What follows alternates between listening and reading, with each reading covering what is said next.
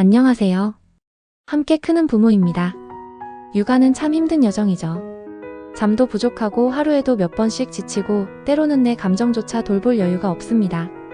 하지만 그 누구보다 값진 일을 하고 계십니다.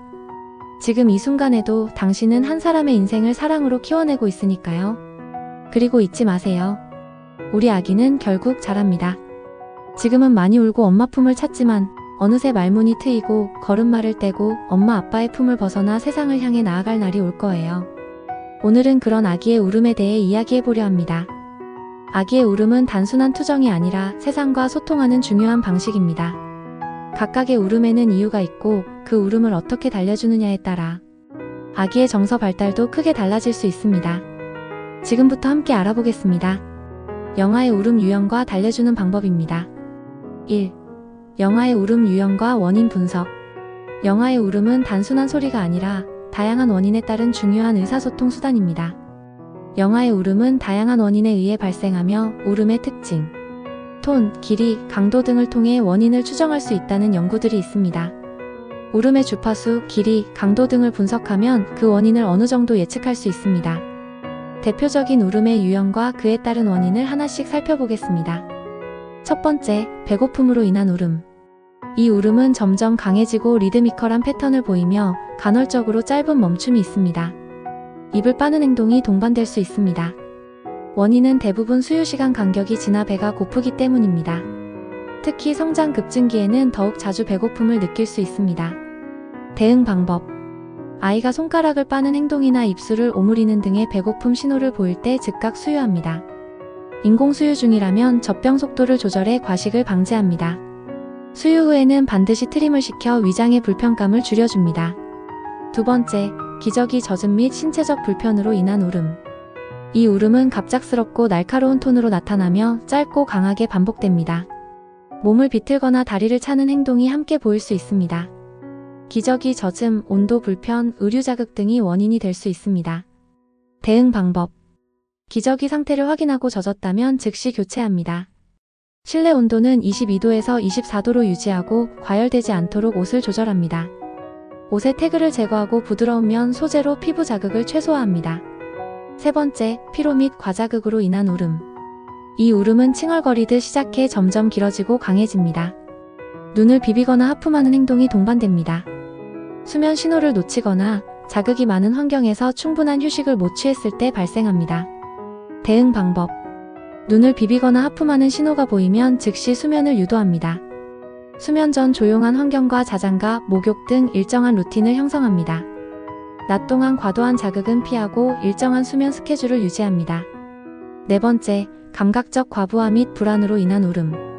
이 울음은 날카롭고 짧은 울음이 여러 번 반복되며 팔을 허공에서 휘젓는 행동이 동반됩니다. 갑작스러운 소리, 강한 빛, 낯선 환경 같은 자극이 원인입니다. 생후 6개월 이후에는 분리불안도 관련될 수 있습니다. 대응 방법. 차분한 목소리로 아이에게 말을 걸고 부드럽게 안아줍니다. 환경을 조용하고 어둡게 만들어 자극을 줄여줍니다. 백색 소음이나 자국 내 리듬과 유사한 소리를 활용해 안정감을 줍니다. 다섯 번째, 복통, 산통, 가스로 인한 울음. 이 울음은 고음의 날카로운 소리로 장시간 지속되며 보통 저녁에 집중됩니다. 다리를 배 쪽으로 당기는 행동이 함께 보입니다. 위장이 미숙해 가스가 차거나 특정 음식에 반응할 수 있습니다. 대응 방법. 수유 후 트림을 시켜 위장 가스를 배출합니다.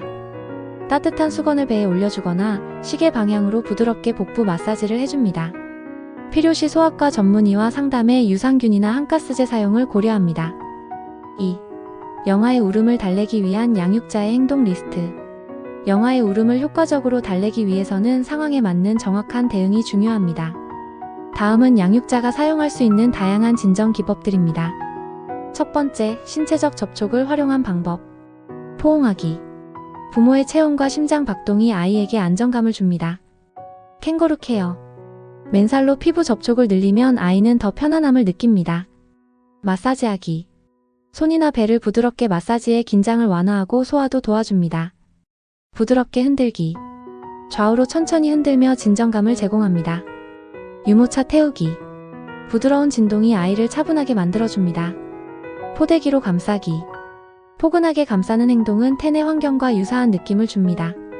두 번째, 감각을 조절하는 방법. 방 온도 조절하기. 22도에서 24도를 유지, 필요시 옷을 입히거나 벗깁니다. 조명을 낮추기. 밝은 조명은 자극이 되므로 은은하게 유지합니다. 조용한 환경 만들기. 소음을 줄이고 차분한 분위기를 조성합니다. 백색 소음 제공. 쉿소리, 선풍기, 빗소리 등으로 안정감을 줍니다. 부드러운 음악 들려주기. 자장가나 모차르트 같은 클래식 음악이 효과적입니다. 심장박동 소리 들려주기. 엄마의 심장 소리와 유사한 소리는 아이를 편안하게 만듭니다. 세 번째, 리드미컬한 움직임 제공하기. 아기 띠를 이용해 걸어다니기. 진동이 텐의 느낌과 유사해 아이를 안정시킵니다. 자동 흔들침대 사용하기. 부드러운 흔들림은 진정 효과를 줍니다. 자동차 태우고 드라이브하기. 도로 진동이 아이를 차분하게 만듭니다. 바운서 흔들리자 태우기. 부드러운 반동이 울음을 잠재울 수 있습니다. 네 번째, 수유 및 빠는 행동 활용하기. 수유하기. 배고플 때 즉시 모유나 분유를 제공해 안정감을 줍니다. 트림시키기. 소화불량이나 가스 때문에 불편해할 경우 트림이 필요합니다. 놀이개 젖꼭지 제공하기. 빠는 행동은 자기 진정 기능을 합니다.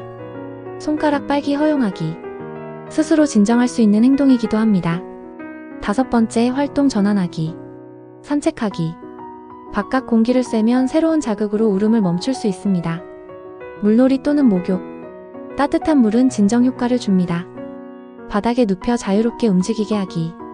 기저귀를 벗긴 채 움직이면 답답함이 해소됩니다. 장난감 또는 딸랑이 제공하기. 시각, 청각 자극으로 주의를 분산시킵니다. 부드러운 천으로 쓰다듬기. 가벼운 촉감은 편안함을 유도합니다. 여섯 번째, 부모의 목소리를 활용하기. 조용하고 부드럽게 말 걸기. 부모의 목소리는 아이에게 큰 안정감을 줍니다. 자장가 불러주기. 부모의 음성은 정서적 연결과 진정 효과를 함께 줍니다. 낮은 톤으로 쉬이 소리 내기. 자국내 소리와 유사하여 편안함을 줍니다. 일곱 번째, 기타 방법. 엄마의 식단 조절하기. 모유 수유 중 특정 음식이 아이에게 영향을 줄 수 있습니다. 분리불안 시 안심시키기. 애착 인형 제공, 곁에 있다는 신호로 아이를 안심시킵니다. 건강 이상 여부 확인. 울음이 지속되고 심할 경우 병원을 방문해 검진이 필요합니다. 이러한 방법들을 상황에 따라 조합해 활용하면 영아의 울음을 효과적으로 진정시킬 수 있습니다. 영아의 울음에 대한 이해와 적절한 대응은 양육자의 중요한 역할이며 울음의 원인을 파악하고 상황에 맞는 적절한 대응이 필요합니다. 양육자의 민감하고 일관된 반응은 영아의 정서적 안정과 건강한 애착 형성에 중요한 역할을 하기 때문입니다. 시청해주셔서 감사합니다.